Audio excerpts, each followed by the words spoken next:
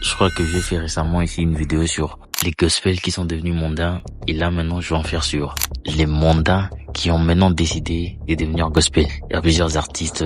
Et là, quand j'ai fait cette vidéo, je parle des vidéos des artistes qui sont connus, tu vois. Je vais pas parler de l'artiste du coin de l'avenue, tu vois. Et je vais directement commencer sur le plus grand, Daddy Yankee. Et aujourd'hui, il a même enlevé les noms de Daddy Yankee, juste à cause de l'amour du Seigneur. Mais vraiment, c'est lui l'artiste qui m'a le plus touché parce que je me dis, c'est pas en mode comme les gens disent, ton succès veut baisser, c'est là que tu te retournes vers le Seigneur pour, comme on dit, gratter un peu la miséricorde du Seigneur et les auditeurs qui aiment écouter la parole de Dieu. Mais c'est les gars qui a chanté Despacito.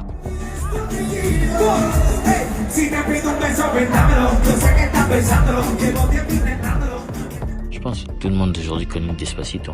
La chanson a eu un succès phénoménal.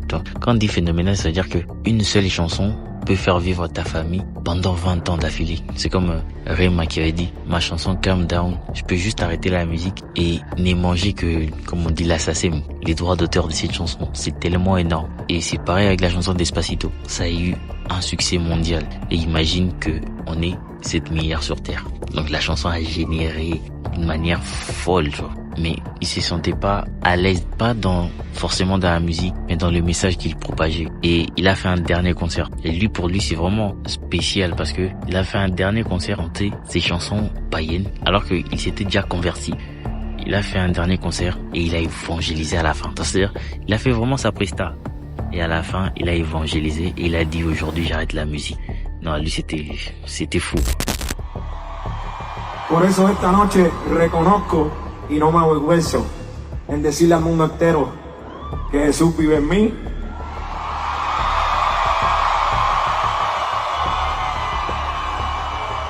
Y que yo viviré para él.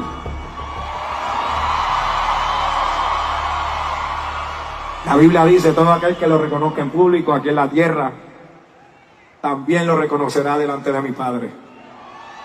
Muchas gracias. Ahora, el que me conoce por Daddy Yankee, que diga es Daddy Yankee en Cristo, Raymond Ayala en Puerto Rico. Fou. Il a annoncé comme ça, il a dit aujourd'hui j'arrête parce que je donne ma vie au Seigneur. Vraiment, il a partagé l'évangile. Non, ça m'a donné vraiment beaucoup de joie. Et deuxièmement, je vais donner un artiste qui pour nous, des personnes qui ont vraiment écouté beaucoup du rap français, etc., c'est Benache. Enfin, aujourd'hui, de moins en moins, il est sur la scène. Mais lui, il est un peu bizarre. Mais pour son histoire, c'est lui l'auteur de la chanson Validé. Et je pense que plusieurs personnes l'ont connu avec la chanson Validé, Mobali, et par la fin avec la chanson Ghetto. Pour les gens qui connaissent un peu l'album Cardi B, CDG, etc., Charles de Gaulle. Et sa phrase mythique de « Jus des bagarres ». Enfin, ça me fait rire. C'est juste, soit tu connais le gars, soit tu le connais pas. Et c'était vraiment un artiste qui commençait à émerger. Mais au bout d'un moment, il a pris un pied quand même en arrière. Ça a marché plus autant que ça, tu vois. Il a fait des singles qui ont eu des certifications comme Diamant, etc. Du coup, il a sorti un album qui n'a pas si mal marché, mais c'était pas trop ça, tu vois. Et il était signé dans le label de Booba. Et ils ont eu des embrouilles, etc. Il s'est recentré, ou du moins sa femme l'a un peu reconnecté avec les seigneurs. Et c'est là qu'il a donné sa vie au Seigneur. Et il a annoncé qu'il arrête la musique. Il a fait 2, 3, 4 sons que je peux catégoriser chrétiens parce qu'il y avait une chanson un peu rap, mais c'est les louanges, tu vois. Et comme j'aime dire, la louange n'a rien à voir avec les styles de musique. Il y a des gens, quand une chanson, là où on danse le plus, c'est ça qu'il appelle une chanson de louange. Mais une chanson où c'est un peu symphonique, il y a beaucoup de piano, etc. Non, c'est une chanson d'adoration, c'est une chanson d'atmosphère. Est-ce que ta foi a joué dans ta décision de donc quitter le 9 de I? Ouais, je dirais que oui, ma foi a grandement joué, a joué un rôle très important même, je dirais. Alors comme je t'ai dit, j'ai donné ma vie à Jésus en 2019 et j'ai mis du temps à comprendre au niveau de ma direction artistique qu'il fallait que je change certaines choses. Qu'est-ce qui s'est passé pour que tu puisses donc devenir chrétien ou du moins accepter Jésus? Tout ça c'est grâce à une femme, Dieu est passé par une femme. Et là aujourd'hui, j'ai l'impression qu'il est un peu retourné. Un peu moi je suis moins dans le jugement. Je suis pas dans les trucs de « Ah tu vois, il nous a menti sur sa conversion, faites attention, les chrétiens ils veulent nous duper ». Non, c'est pas une équipe de football ou non. La personne se reconnecte au Seigneur. La Bible déclare que si une âme est sauvée, dans les ciels il y a fête. C'est-à-dire, ça sera toujours notre joie qu'une personne, même s'il vient feinter un peu comme s'il s'est converti.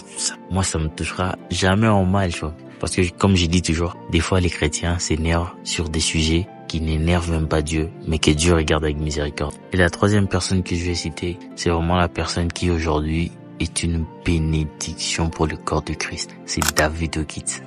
Prêcher ou bien t'es tombé, t'as peur d'être laissé ou quoi? Le monde ne peut pas te blesser ou quoi? Il faut te repentir.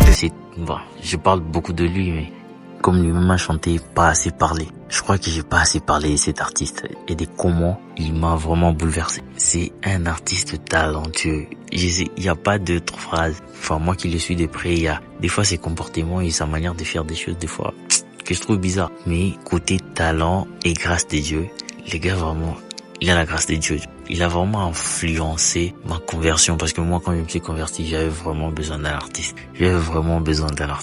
Et moi, je me suis converti un peu dans la période des confinements, tu vois. C'est là que les choses de Dieu commençaient à m'intéresser. J'étais à la maison, etc. Et je regardais des lives de prédication du prophète Joël. Ça commençait à m'intéresser. Et quand David Okitt est venu, vraiment, je me suis dit, ah non, j'ai trouvé mon nouveau Dadju, etc. Bien évidemment, il y avait des L. George. Mais David Okitt, avant, je pense que tout le monde, du moins pour les gens qui le connaissent, tout le monde connaît, il commençait déjà à percer dans le monde. Il avait déjà signé dans un label. Non, c'est-à-dire, c'est pas en mode, non, la musique marche pas, je viens. Et en plus, il n'avait que 19 ans. On peut pas vraiment juger une carrière musicale à 19 ans. Et en plus de ça, à 19 ans, il était déjà le rookie. Pour les gens qui connaissent, les 11 artistes à suivre 2019 et 2020, il était dans la liste. Il avait fait une performance de dingue. Mais en 2020, il décide de donner sa vie au Seigneur pendant le Covid.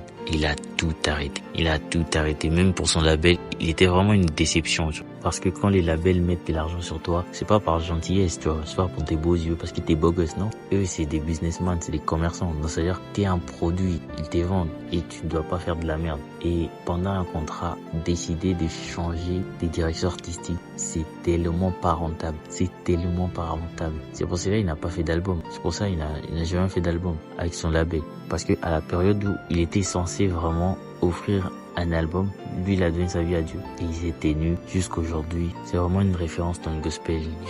J'ai même pas envie de citer des milliers de chansons, tu vois, juste en 5 ans, il a plus de 1000 chansons. Ça c'est pas une blague, il a plus de 1000. C'est énorme parce que quand il s'est converti, juste en 2 mois, il a fait 100 chansons sur SoundCloud. Des chansons qui ont percé en plus. C'est énorme. Et c'est énorme. Et aujourd'hui, on a des artistes comme MG30 qui a donné sa vie au Seigneur. Avant, elle était chrétienne, mais elle a fait plus sa carrière en tant que païenne. Enfin, elle est connue. En RDC, elle est connue. Mais je crois, à l'échelle francophone, pas énormément. Mais en RDC, c'était vraiment une artiste connue. Un peu sensuelle en plus. Elle était belle. J'ai pas envie de dire, non, ses formes, etc. Non. Elle était vraiment belle.